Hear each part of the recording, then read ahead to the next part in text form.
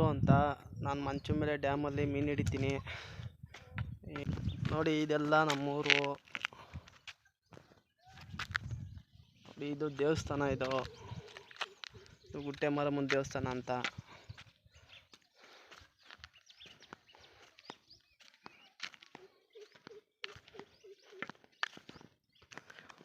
ಒಬ್ಬನೇ ಇದ್ದೀನಿ, ಇಲ್ಲಿ ನಡ್ಕೊಂಡು ಹೋಗ್ತಾ ಇದ್ದೀನಿ.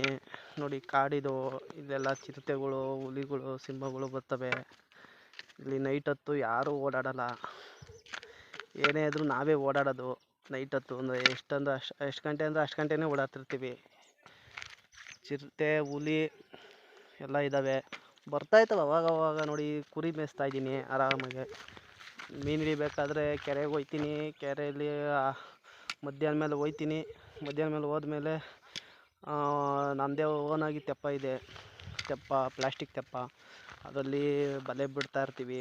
ಆಮೇಲೆ ಬಲೆ ಬಿಟ್ಟು ಒಂದು 3 ಅವರ್ 4 ಅವರು ಕೆರೆ ಒಳಗಡೆನೇ ಇರ್ತೀನಿ. ಕೆರೆ ಒಳಗಡೆ ಇದ್ದು ತಿರ್ಗಾ 6 ಗಂಟೆ ಆಯಿತು ಅಂದರೆ ಮನೆಗೆ ಬರ್ತೀವಿ. ಮನೆಗೆ ಬಂದಾದಮೇಲೆ ತಿರ್ಗಾ ನೈಟೆಲ್ಲ ಮೀನುಗಳು ಬಿದ್ದಿರ್ತವೆ.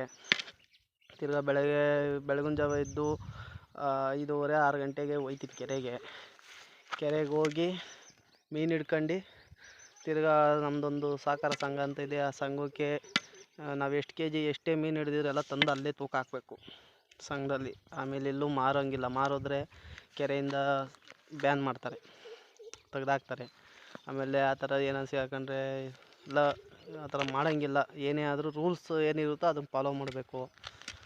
ನಾವು ಜಿಲೇಬಿ ಮೀನು, ಕಟ್ಲಾ ಮೀನು, ರಗು, ಕುಚ್ಚು ಇವೆಲ್ಲ ಹಿಡಿತೀನಿ. ನಾನು ಯಾವ್ಯಾವ ಮೀನು ಹಿಡಿತೀನಿ ಅಂತ ನಿಮಗೆ ಕಳಿಸ್ತಾ ಇರ್ತೀನಿ ಈ ಮೊಬೈಲ್ಗಳಲ್ಲಿ, ವೀಡಿಯೋ ಮಾಡಿ ಹಾಕ್ತಾ ಇರ್ತೀನಿ. ಎಲ್ಲ ಸಪೋರ್ಟ್ ಮಾಡಿ ನೋಡಿ ನಮ್ಮ ಡ್ಯಾಮ್ ಮೀನುಗಳೆಲ್ಲ ಹೇಗಿದೆ. ಆಮೇಲೆ ನಮ್ಮ ಡ್ಯಾಮ್ಗೆ ಯಾರನ್ನೂ ಬಿಡೋದಿಲ್ಲ ಇಲ್ಲಿ ಒಳಕ್ಕೆ. ಮೀನು ಹಿಡಿಯೋ ಟೈಮಲ್ಲಿ ಮಾತ್ರ ಬೆಳಗಿನ ಜಾವ ಬಿಡ್ತಾರೆ.